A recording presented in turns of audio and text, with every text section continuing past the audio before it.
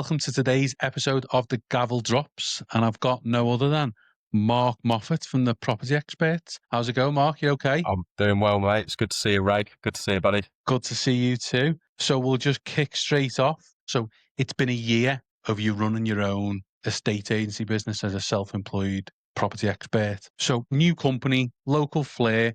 What sparked you to do it yourself and start your own estate agency business as a self-employed agent? That's a really good question, mate, because I worked in high street agency for about 14 years and I worked for someone else and it was like a local business. We're an independent agent, one office, which was really good. And I kind of went into that business as kind of like the tea boy, made all, obviously made tea and coffee.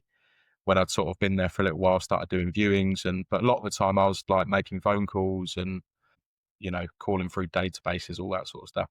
And I've always been quite competitive at sort of work, whatever I've done, I've sort of, and I sort of over the years, I've sort of started getting out doing valuations and all that sort of stuff and getting market appraisals done.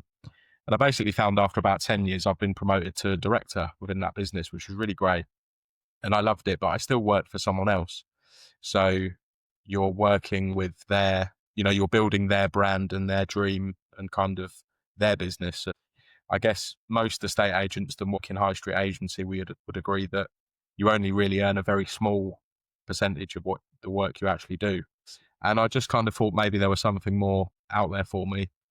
And it's a bit of a strange one because I'd been following the property experts for probably for the last like 2 or 3 years. So a good 2 years before I sort of joined up, I really liked what they were doing. I was looking at their agents and how they did it. And I sort of did a bit of research in terms of other models. And I just kind of felt the property experts would be a really, really good fit for me. And I'll be honest, mate, I just wanted to be in complete charge of what I was doing. I felt like a bit of a prisoner in my old office, sort of you're in the office at sort of 8:15, 8:30. You're not leaving till 6, half 6 at night, working most Saturdays, sometimes Sundays. And that's not me saying I'm afraid of hard work, but, when you got a family and all that sort of stuff, I just wanted to be in a bit more control. And it's also kind of about timing. I needed to kind of leave my old sort of role at the right time and sort of go into something else, and timing probably financially as well, because you need a bit of money behind you to kind of leave the sort of safety net of the 9 to 5 and the guaranteed wage and, the basic and all that sort of stuff. So, but yeah, it's been brilliant, mate. It's been really, really good. And I'm just absolutely loving it. It's been really great. Was it hard, the transition of going from PAYE employed, you've got your structure of 8:30 till 6, to them being in control? Because I think that's the main point that I always see with people who go from employed to self-employed is they've got no one telling them they've got to be here and got to do that. But it can also be bad if you don't structure your day, because your day can run away with you, can't it? Yeah. Yeah, absolutely. Yeah. And I think that's probably, I was concerned that maybe when I left, it was like, because when you go to, say, a physical office, so a high street agency that there's an opening time and a closing time, once that door shuts and you shut the office and you're the last one leaving, kind of work's done for the day and you're finished and all that sort of stuff. And I was kind of thinking, how many days am I going to wake up and think I'm just going to sit and watch films all day, or I'm going to throw darts for a couple of hours, or I'm a really keen golfer. Am I just going to go and play golf all the time when the weather's good and all that sort of stuff? It's probably gone the other way, where I've had to have more structure, where I take time off, which I know probably sounds really weird, but working from home, it's kind of, there's no office. So it's, you're kind of in and around it all the time. And I guess where is like a desperation to succeed and to do well and all that sort of stuff, that, yeah, it's probably gone a bit the other way, where I need to say, right, it's 6 o'clock, 7 o'clock at night now, laptop has to go down, need to spend time with my family, all that sort of stuff. And I get it early in the morning as well. I wake up at 6 in the morning and think, right, I've got to start my emails, got to start doing this, start doing that. And so there's good points, but you're right about the structure. You need to have something almost written down, or, and kind of make time for yourself and all that sort of stuff. So, but that's certainly something over the last year I've really learned about, and, still working on kind of spending a bit more time doing stuff for me and for my family. But I guess it's kind of, I was like all in from the start. So, I think Yeah.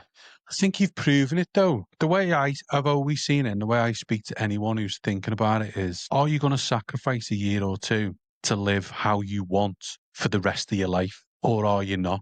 Yeah. And I think that's the key, isn't it? If you Yeah. go, well, yeah, I'm now self-employed. So yeah, I can go and play golf every Monday, Wednesday, Friday in the morning because that's what I can do. But then you've lost half the week. Or do you just go, do you know what? I'm going to absolutely give it me all, everything for the first year, 2 years to build something incredible that then I can have them days where actually, do you know what? I'm going to play golf today.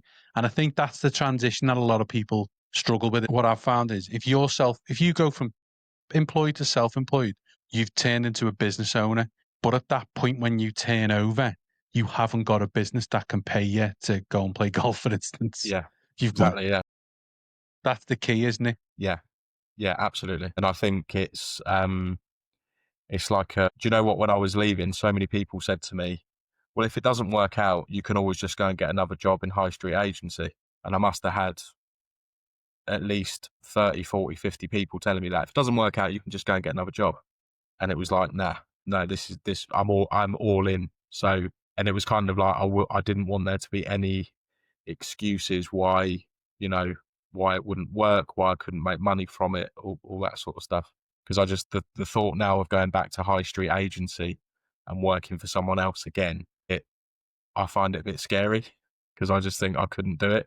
I just love what I do so much that like, I just want to do my own thing. And I think it's the mindset of, because you could go into it, and I always, if you say this to people, well, you can go into something, anything could be anything, and go, if it doesn't work out, do you know what I mean? You can always go back and do your job. You can, but if you going into something with that mindset, there's a more chance of it not working out because you're always not going to give it that fear. It's like when I set up WRB auctions as an auctioneer, most of my friends were like, it's never going to work because the local area was dominated by big auction houses. I wouldn't do that. That's a mistake. And I was like, no, it will work. And I think that probably pushed me on harder to prove them that.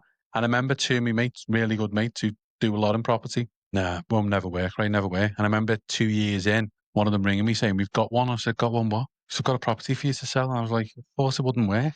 What are you ringing me for? And they were like, no, we want you to sell it. Yeah.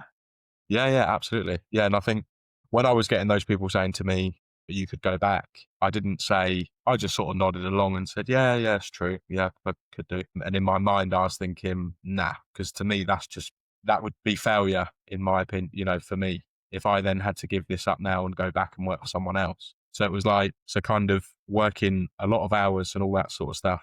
Just, I kind of thought, I don't want any excuses. I don't want to think, God, if I'd have like worked that little bit harder or, I could turn around now, and if for some reason all my instructions fell through, my pipeline fell through, all that sort of stuff, I could say, do you know what? I couldn't have done any more to make this like a successful business. So yeah, it's mentality, and it's like, like you say, the first year or two, if you put in the graft and just work really hard, and yeah, I just think that's probably like your foundation. You have to have that. You have to want to be able to. You have to be self motivated to get up, do it, and want to do it, rather than, because in my old company, the phone would ring. So the phone rings, someone wants a valuation, a market appraisal, and you go out and see them. And in a week, I might go and see 10, and I might win 6 or 7 of those. But the phone just always rings because I work for a brand. Whereas when you go self-employed, it's like, right, how am I going to make my phone ring? Yeah. It's, so it's one of those, but I'm loving it, mate. It's great. Yeah. So going on to like building your brand, because previously in your role, predominantly, did you do any like social media, or as a valuer, were you building that brand, or have you just gone from like, because I know a lot of valuers out there who, even like auction valuers, I always say to them when I'm having a conversation is, but how many leads have you generated yourself, or how many leads have you been given?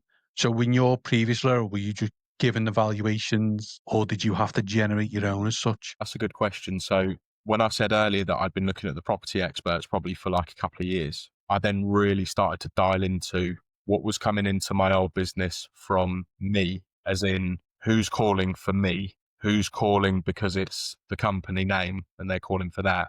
So I probably was able over 2 years to really dial into how many people have, what would my figures be if I went self-employed? That gave me a bit of a grounding to sort of understand what sort of figures were coming in that maybe, and it was people, does that make sense? People that knew me, knew that I was an estate agent, all that sort of stuff, past clients that were coming back to me that I thought, well, if I moved and went somewhere else, they'd still come to me and all that sort of stuff. So, had a good opportunity to sort of work all that out. And then probably within the last couple of years as well, I did sort of think I'd probably move. And this probably sounds a bit strange, but I always used my own name rather than the company name. So I was trying to get my name out there more. So the name Mark Moffat, I was thinking, so if say someone emailed and said, can you come out and give me a market appraisal? And it then falls in my inbox, they don't know me, they don't know who I am. I would then say, on the email title, rather than use my company name, I'd use my name, which I know sounds a bit weird, but it's kind of, I sort of thought, well, at some point I'm going to leave and, I just want to get my name out there and all that sort of stuff. But yeah, that's probably the tricky bit in your first, second year. How do you get your phone to ring? What do you do? The networking you do, the leaflets that you do, the social media that you do. So we never did social media in my old company. So that was all new to me, which has been a bit tricky because I'm not a massive fan of it in general, but I really appreciate how much you need to have it because that's where people find you a lot of the time as well. So that I'm slowly coming round to being more comfortable, like on camera and all that sort of stuff, because you have to do that now. Estate agents, like everyone's online, everyone's on social media. And if you're not part of that, you might get left behind maybe. I don't like social media as a thing. I'm always on video and everyone who I speak to go, wow, you love it, right? I'm like, don't. I'm not. As a kid growing up, even now, don't like getting me picture taken, for one. Don't like hearing myself. Do you know what I mean? Even though I'm on a podcast. Don't like video. But it's something you've got to do to progress. So if Mark Moffat starting out as a property expert this week, anything you'd have done differently as basically you've left your job, you're starting out, this is your first week as being self-employed, running your own business. What would you be telling yourself now, considering you've done that year? That's a good question.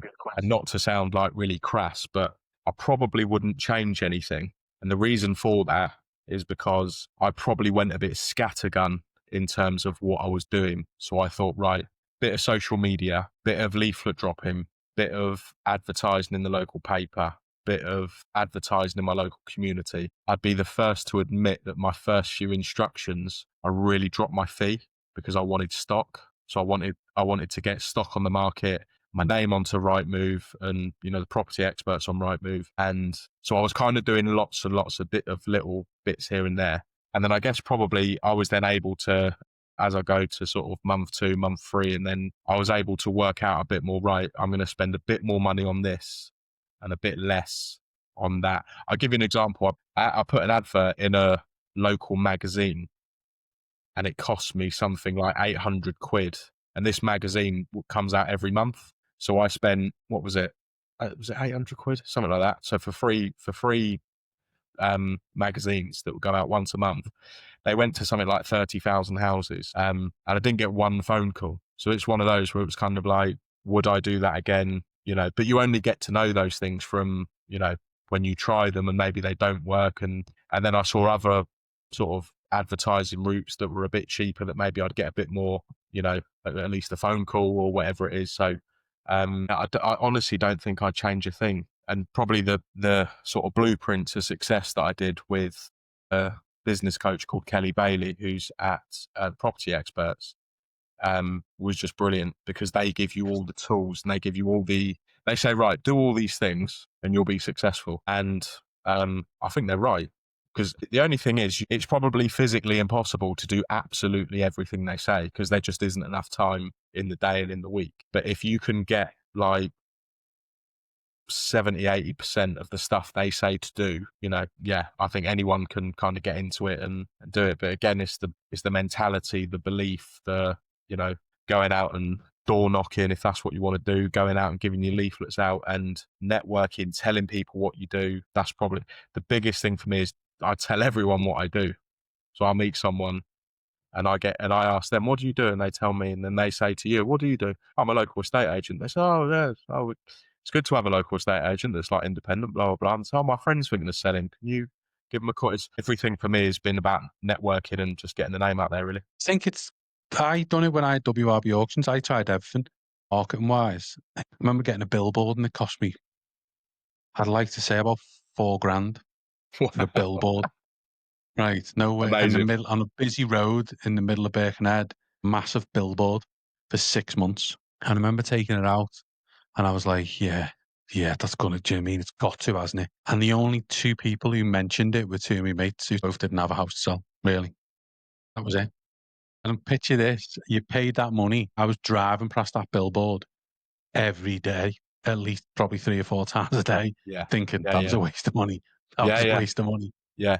No, that's it. But yeah, but then I used it a lot. I had a truck at the time, parked the truck by the sign, done a lot of social media content around that to kind of try and compensate for the fact that I'd spent that money and didn't get it. But then it's a touch point, isn't it? So you may get someone who rings you because they've seen your leaflet, but they may have first seen you as a business in that magazine. Yeah. Yeah. It's the thing. Yeah. It's that, and I think in this market, because there's a lot of estate agents, isn't in the UK.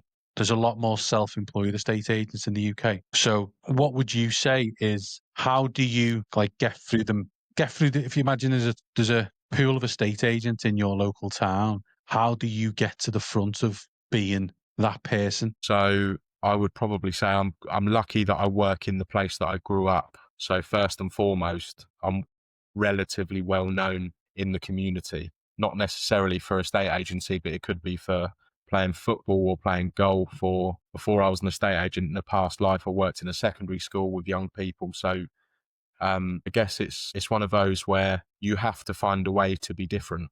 It's probably the biggest thing. And what most of my vendors, or sort of all of my vendors, really like is just one person. So they only ever deal with me. So been in the industry for a long time, got a lot of knowledge. I'm transparent. I'm honest, which probably sometimes would do me out of deals, or too honest for my own good sometimes maybe. But the biggest thing is when they know that it's one person, you do the best marketing. So you get a photography company that comes in, does your photographs, does a video, drone footage, virtual tour, all the knowledge as well that you've got. I think, and if you can get your fee to a place where you're really competitive with, say, the top high street agents that are not doing all those things, and they only ever have one person to call, that is probably the biggest selling feature. So that's probably how I like. If I win instructions over other agents, it's to do with, Was it you? yeah, the marketing side, but then they get me. And also as well, another really great thing is that I do all my own viewings. Most agents have one person that does the market appraisal, then a team of young negotiators do your viewings. And I remember being in the industry when I was 22, 23, and it's really tough. You're showing someone around a house, and if it's worth, say, I've got houses on the market that are over £1 million, and that's not me saying that to like chalk it up. But if you're, say, 22 and you're doing a viewing on a house that's over £1 million, and I don't know, you're not respected. Let's put it that way. I remember from how because you're still living at home in your mum's spare bedroom. So to do your own viewings, that as well is like, I just think is a great selling feature. And then once you've got the buyer and you've negotiated the best possible price and all that sort of stuff, and it's all going through, you're the person that then progresses the sale. So it's all you. And that to me, I think puts me at the front before a lot of high street agents. Certainly, there's a lot of self-employed agents, and that's great. And I'm seeing more and more as well in my local area, and that's great for them to sort of push forward and do all that. But we've all got to find how we're different. What makes us all different. I think that's the key, isn't it? Because I remember when I was an estate agent, I worked for a corporate estate agent as a valuer probably 20 odd years ago. That's where we first got into property, and I absolutely loved it, to be fair. But I remember someone saying to me, like an old coach or whatever it was like, yeah, I always tell my clients if I'm up against it on a value. So if I'm ever on a valuation and I'm up against it and I don't know whether I want to get the listing. I always say to the sellers, well, because as you say, an estate agent, the value is never going to sell the house. He's just valuing it. It's the negotiators. So he said, because my negotiators were so good in the office, I used to go to them, go tomorrow down a high street and go in every estate agent and ask for what you're selling. So if you're selling a 3-bed semi, ask for a 3-bed semi. Say, I'm looking to buy, and see what did he do. Did he take all your details? Did he show you something? Did he try and book you a viewing? Or did he just go, we've got none available at the moment? See how they treat you, because they'll be treating your buyer the same. And it always stuck with me, because our negotiators, when I was in, my estate agent, were absolutely amazing. Knew everything. Do you know what I mean? Like, you couldn't beat them. And I started doing that, and that's how I won a lot of listings. Whereas when it's you, if you can imagine, you're saying to the seller, okay, so you're up against John, works for the local independent, but John's not going to sell your house. He's just giving you the value. Someone in the office is going to sell the house who you've never met yet, who you may not even like, who you may not get on with, who may not be any good. John's brilliant, 100%. but John's not going to sell. Whereas I'm going to value it, but I'm going to sell it. Yeah, exactly that. Yeah. So have you found, obviously you've built up now a good, like, which you already had, you've used your network. So social media side of things, what was it like to start? How did you feel? Because it's that social media fear, isn't it, when you first start? Yeah. It was really strange, because I sort of I wasn't that keen about going in front of the camera, but I knew that I had to do it. So it was quite funny. I was doing like some videos in my garden, and I was sort of pretending of what it'd be like, and I'm holding a selfie stick, and I'm sort of walking around the garden going, hi, it's Mark Moffat here, and today I'm in Reading, I'm at this lovely listing and all that sort of stuff. And I was thinking, oh God, like, this is going to be my life now, I'm going to have to do this. And then it just gets easier, and you get into a bit of a rhythm. What was funny was I met a lady earlier today on a viewing. I was doing a viewing this morning, and she said to me, how do you come up with the scripts for all the videos? And I was saying, well, I'll let you into a little secret. The script for every video is the same.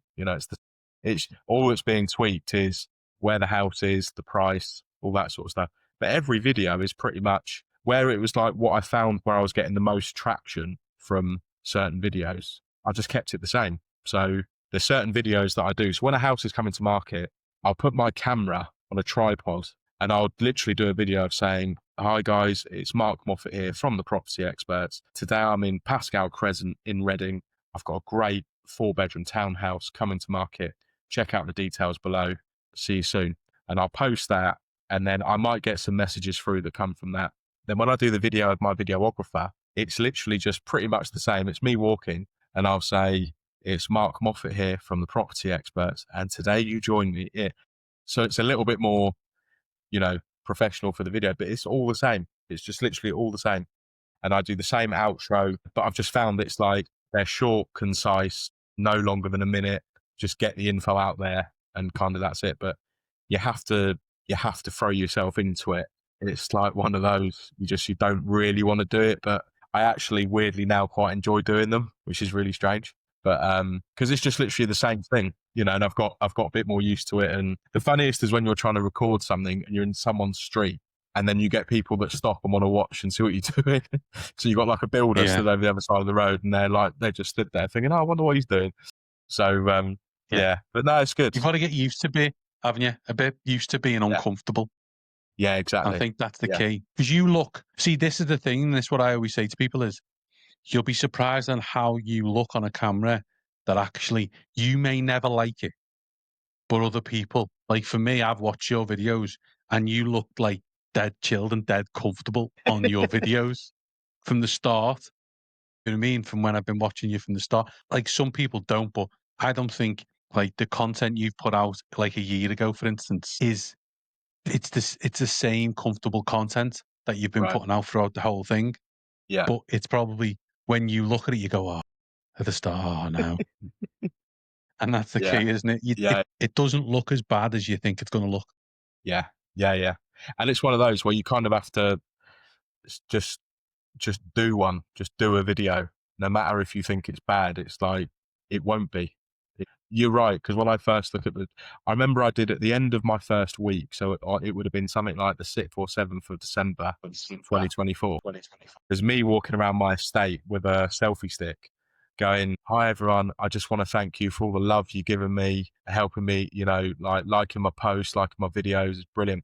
And I look back at that now and I'm like really cringing, but Yeah. it's just like, but it's just because it also as well getting into the mindset of trying to post regularly, you know, every day, every other day, at least kind of 2-3 times a week. Even that can be a bit overwhelming because you're thinking at the start, what the hell am I going to post about? Like, you know, that, you know, what content am I actually going to have? And all that gets easier because you start getting instructions, and then you, a lot of the time as well, you sort of see what other people are doing, and you sort of take little bits of what they're doing, and you know, all that sort of stuff. And so, no, the social media bit, it's yeah, it's good, but it takes a while to get good. If you know what I mean? Yeah, I think it's everyone says that, don't they, when they first start out, but I've got no content. And I was like, but your life is your content. Yeah, What you do today is your content. If you're going leafleting, then there's a video of you going leafleting because you're looking for housing in that area. If you stop off in your day and have a coffee in the local coffee shop that you love and the cakes are absolutely amazing and you treat yourself because you just delivered so many leaflets, that's a post in itself because I'm in a coffee shop that I love. That's going to bring eyes on the local community and also eyes on a local business. If you then go into darts or bingo or whatever you're doing of an evening, that's content because it's what you do. Do you know what I mean? It's because it's a crazy world we live in. And I always say this, and I always think of my late dad, about like if I'd have told him years ago that there'd be a program called Gogglebox where we literally watch other people watch telly, he'd have gone, what? No that's one's going to mental. watch that. No, so you don't watch the telly, the program on the, no, Dad. What you do is you watch the telly while other people and watch other people watch Yeah, telly and see how they react. yeah, It's that's in itself. Do you yeah. know what I mean? I From remember the the first time I back of the watched that, I turned that on and I'm watching it and I'm thinking, what am I watching here? What am I actually watching? And then it was like, so you watch it for a couple of minutes and then the wife goes to change the channel. And I say, wait there a sec, wait, give it a minute. Because it picks up and you just, yeah, it's one of those. it's that generation, isn't it? That's what we're in. That's it, mate. So reading an interesting scene. What's one quirky thing about your local patch that outsiders don't get? One quirky thing about my local patch. Yeah, One thing I would say about, there's an area in Reading that I sort of probably sell most of my properties, and it's very everybody knows everybody, yeah, which it's like a small world. So it's like, so you could start, I could meet someone and I've never met them before, and I'm doing a market appraisal in their house, and I'll see a picture on the wall, and I'll say, oh, is that your grandson? And they'll say, yeah. And I'll say, I used to go to school with him. And they'll say, oh, right. And I'll say, oh, like, we used to play football together. And they'll say, yeah. And then they'll say, one of my mates went out with your granddaughter then. Like, it's honestly, it's like a bit inset. But so when people move into the area, because, you know, it's one of those that can be good and bad, if you know what I mean, that everyone yeah. just knows everyone. And there's, yeah, but so that's just one of those. But yeah, So if you do a good job, everything's fine. But if you do a bad job, everyone knows. exactly. Yeah, yeah, that's it. So you've always got to be on it. So yeah, you're known as the friendly property expert. What's one story from a first meeting that still cracks you up? What, from meeting someone on a viewing or on a so I wouldn't want to tell loads of people this, but I'll tell you on your podcast. But I once was doing a viewing on someone's house and I lost their dog. Lost a dog. So the dog ran out of the front door and I had to abruptly stop the viewing and chase the dog. And what was even worse, it was that it was like a family friend's dog. So they basically said to me, the dog, like, when, if you leave the door open, the dog will run away. So don't leave the door open. So I said, yeah, no, that's absolutely fine. So I'm doing a viewing and I'm showing the people, this is like years ago, by the way. This is not like recently. And so we're walking around, you know, living room, kitchen, you know, I'm in full viewing mode. I'm, you know, going through all the stuff, talking about the area, blah, blah, blah. And then all of a sudden I'm thinking, because this dog was sort of around my ankles for like the first bit of the viewing, and I'm thinking, the dog's got, you know, where's the dog? And I see someone had gone and opened the front door and the dog's gone. So I said, I'm really, really sorry, guys. If you all go out onto the driveway, I'll shut the door. I'll go and grab the dog, because obviously I didn't want to leave them in the house, you know, and I'm not there. And this dog, every time I got within 10 feet of it, it'd go another 10 feet. It took me about a mile round Reading. In all seriousness, no joke. I'm chasing this dog. And my mate was driving past in a white van, and I hailed him down. And I said, you're going to have to help me try and get this dog. And yeah, and he got it. And I ended up going back and the viewers had left, and I had to call them and reschedule them for them to come back again. But yeah, so again, it's one of those, mate. That's a lesson about, so I never done that ever again. By the way, that was like Yeah. a one-time thing. Yeah, But you're never doing that. Like, it's like, have you seen that video of he must be a painter, I think, and he goes out to the van and he turns around, you see the fear in his face because he sees the cat. yeah, So he literally grabs the cat and he's trying to get this cat and it's scratching him to death and he's trying to get the cat back in the house. And his mate is like laughing, do you know what I mean? Because he's like fighting with this. It's like a fight on the front with this cat. And then this woman comes and tries to help him, and they're trying to get this cat in the house, back in the house. And then they look up in the window, and the cat's in the window. It was the wrong cat that he's been trying to get in. So it's them things that make you laugh. Did they buy it? Them viewers? they didn't buy it actually. No, they didn't. But I did sell it to someone else who was really happy with it. So, Was he? but do you know what, mate? I've always felt I could write a sitcom with all the stories. You know Yeah. what it's like being in the industry. People I've worked with, vendors I've worked with, buyers, just yeah, loads of stuff. I went in once to a house to give them a market appraisal, and it was a HMO, and he took me into the entrance hall, and he owned the house but rented out rooms. And he wanted a valuation, and the only things I could see was the lounge and the kitchen. He said, but you don't have permission to go into any other bedrooms. And he said, if you take it on the market, your viewers probably wouldn't be able to look in the bedrooms either. So I said, that could be a bit tricky, because if they can't view the whole house in its entirety, I said, I don't know if I'd be happy buying a house if I couldn't sort of have a good look round. And he was like, oh, yeah, I see what you mean. I've got loads of stuff, mate. Honestly, I should write it all down. I'll get a sitcom out of it. Yeah, I remember being on Valuer and the girls in the office said, we need this bungalow, right? Do whatever it takes to get this bungalow on the market. And I mean, do whatever it takes. And I was like, oh, going out. And he said, just before you leave, his business is Birds of Prey. Oh, we had the Birds of Prey in the back. They had a massive garden. They were all in aviaries. So the girls had said in the office, oh, Ray's like besotted with the animals and like birds of prey and that. So when I got there, this old fella was like, oh, Ray, I said, yeah, come to look at the out. Yeah.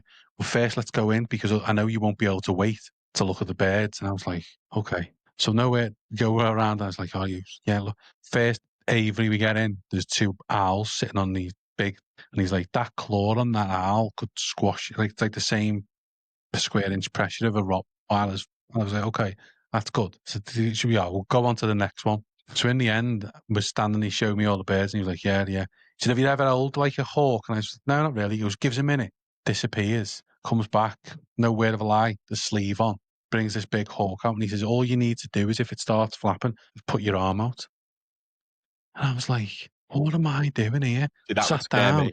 That would after scare me, all mate. that, And I was like, so when are you considering moving? And you know what I mean? What, he goes, oh, no, I just want to know what it's worth. Brilliant. Like, yeah. No, I'm not actually moving, mate, but yeah, enjoy the not birds. actually moving. You just nearly had your eyes clawed out by the bird.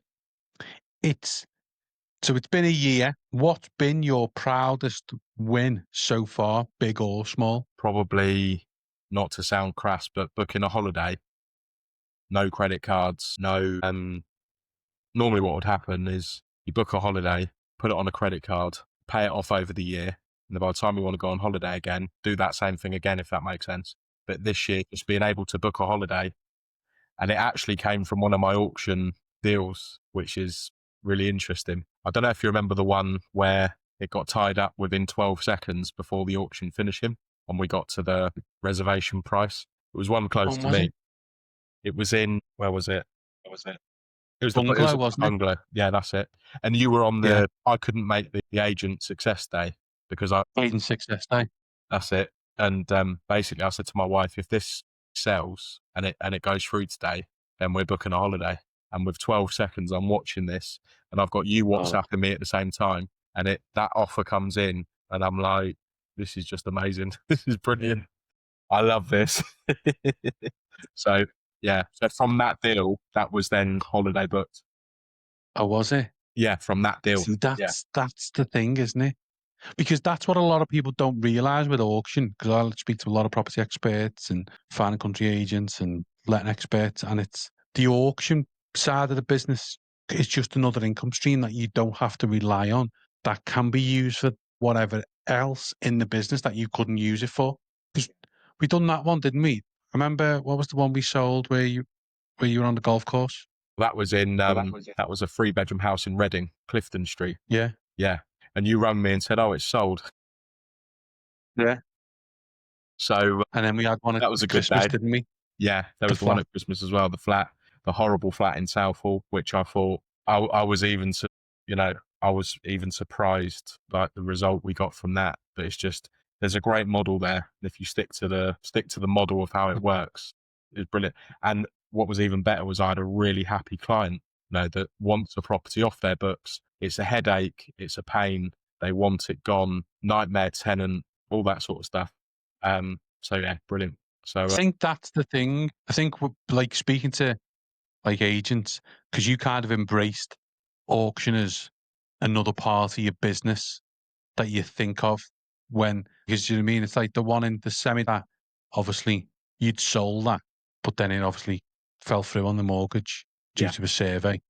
So then that's the thing. I remember you saying, because what I liked was you rung me like the day it fell through. yeah, Do you know what I mean? You're yeah, like, Ray, it just fell through this morning. So I'm going to speak to the sellers and obviously tell them, but I'm also want to get your ideas on where we'd need to be at auction in order to sell it. So I'll give them, so instead of just going, well, it's fell through, you've gone, it's fell through, but here's another option which we can yeah, use. I can implement it quick yeah, and potentially get you money quicker anyway. yeah. And on that particular one, they were more about time scale. The house was empty. You're right. There was an issue. Would it be mortgage? If another lender came along, there were question marks about would it be mortgageable, all that sort of stuff. So that was just a great way it worked for all parties. They wanted it through quickly. We then keep a deal together and, so happy agents, happy clients, and that's it. And the buyer loved it. And, so that's all good. And I think that's, isn't it? It's everyone's working to get you for the same goal. Yeah. 100%. Yeah. Yeah. That's it. So walk me through a day in your life from school runs to showing homes. What's a typical day in the life of Mark Moffat? Good question. So, I do school runs.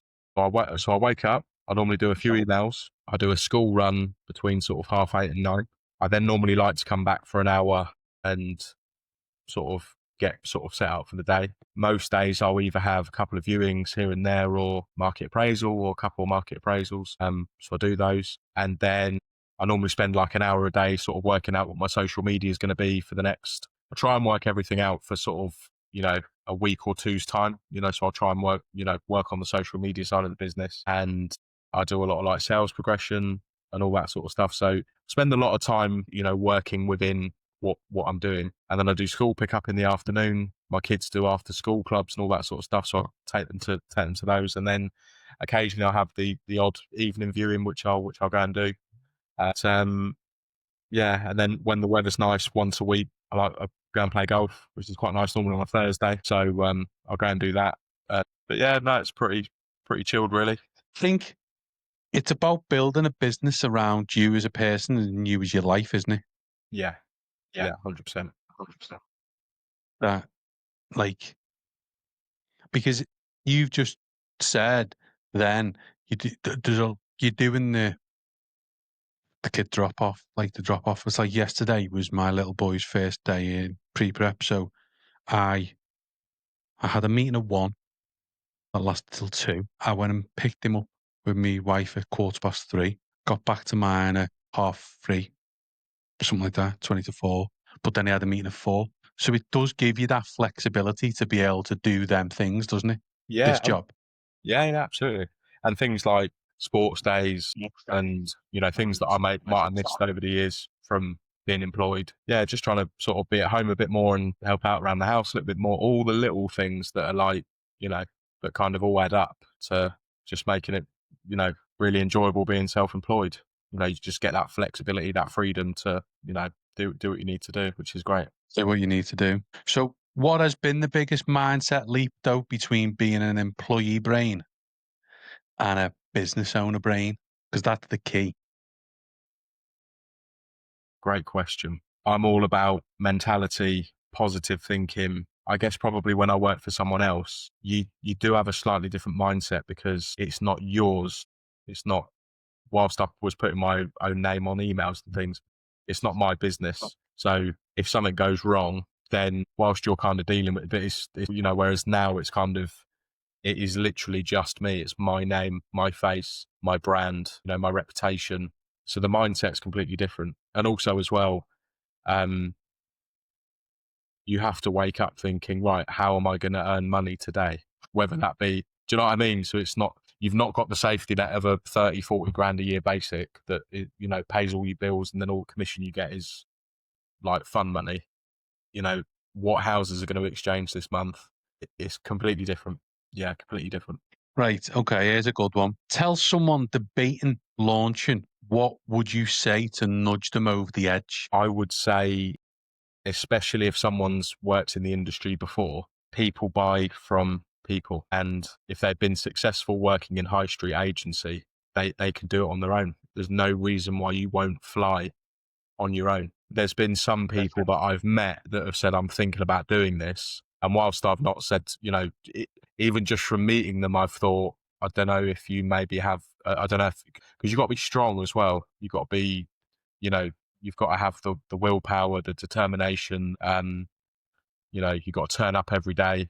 You know, whilst it is great being self-employed, and if I wanted to now, after our call, I can turn around. I've got a darts board right behind me. I could throw darts for 2 hours, but is that going to help me? You know, with what I'm doing.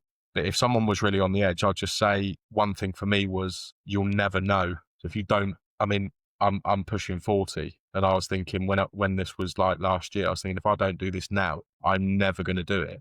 But I always wanted to know if I could, you know, am I good enough? Well, you know, I work for a brand, I work where the phone rings all the time, and that's great.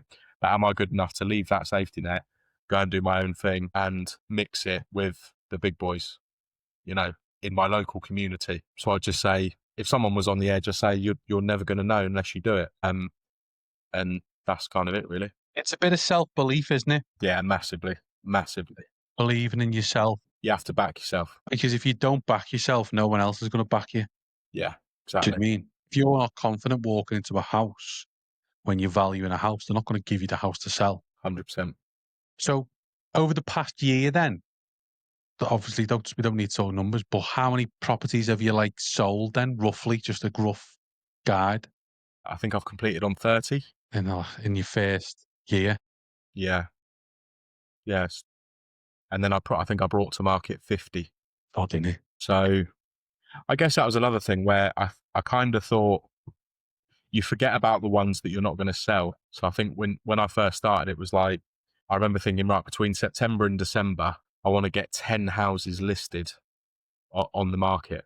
And then what I was doing was I was working out all the commission. So I was thinking, God, if I sell those 10 houses, I'm going to earn this amount. And I got into this stupid thing where I was kind of always looking at, it's like a ghost pipeline, because it's like they're not actually sold.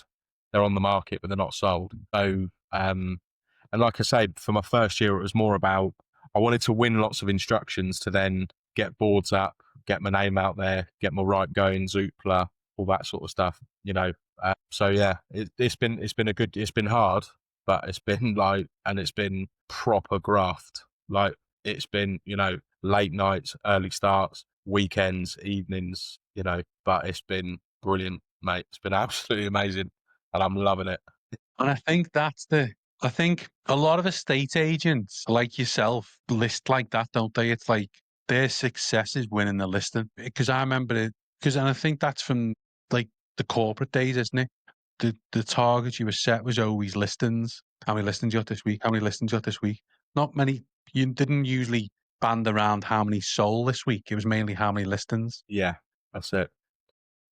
Yeah, it's sort of a strange one. I guess being self-employed as well, it means that you can, if you don't necessarily want to take on certain properties or work with certain clients, there kind of is that part as well. So if I went to a house and say they wanted to market it for 50 grand more, 100 grand more than realistically it's worth, I can walk away from that and I can say to them, if another agent thinks they can get that for you, you know, either I'm completely wrong in all the evidence that I've got here and all that sort of stuff, or, you know, do you know what I mean? You can kind of, and what I'm finding now a lot of the time is I'll get a call 3 months, 6 months later, and someone says, "Oh, I actually went with this agent. They promised me promised me the world, you know, in terms of what they'd achieve, the updates they'd get, blah, blah, blah.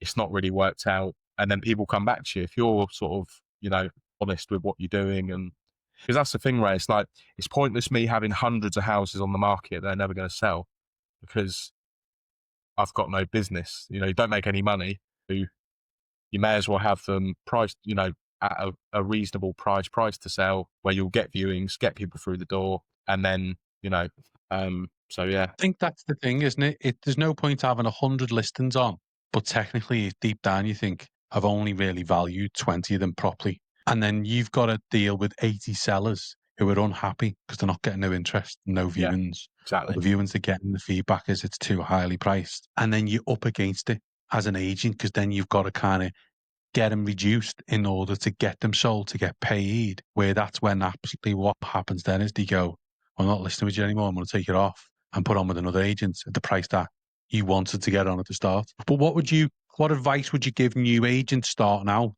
Because it is hard, isn't it, to walk away from a listing. You've got to have something about you to be in a room with a seller and the seller's going, yeah, I'll list it, but I want it 50 grand more than what you think it's worth. Because I've been in the listings, I do it now, and they go, what if we put it on for an extra 30 grand? And you're like, or 20 grand, and you're like, but I'm never going to sell it. But then that little devil on your shoulder goes, yeah, but what if you do, Ray? And you Yeah. go, oh.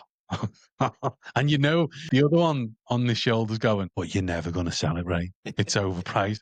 But then that other devil goes, Mark, but what if another agent gets it and sells it at that price? It's one of those, mate. So when you first set up, you want listings, you want, you know, you want to start building up a portfolio of houses that if someone doesn't like that house, you've got this house, you can show them all that sort of stuff.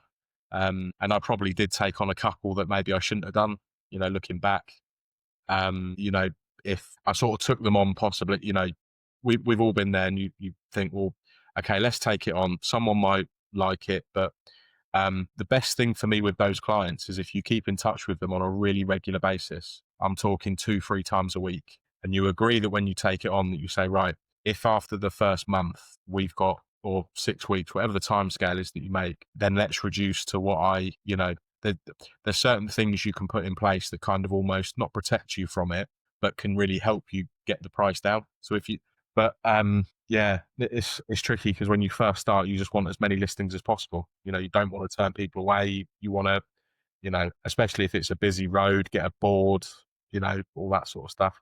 But then it gets to a point where you learn that once you've done a few and you think, well, I invested time, effort, and money into a listing that's now my money. It's not a high street Yeah. agent where you don't think about, you know, the price. You know, you don't think about any of that. You just think you're just working towards your targets and all that sort of stuff. But when it's your money and you've paid out for photography, you know, and all that sort of stuff, it's like, you know, you've got to, the numbers have to stack up at the end of the day. So yeah, easier said than done walking away. Yeah. It is a tough one to walk away from a listing. I remember when I was doing, and we still do it in the auction now and again, someone will go, can you just try it? But I always say we've got 4 weeks. So if we list it on a Monday and I get no interest by Friday, we need to reduce it.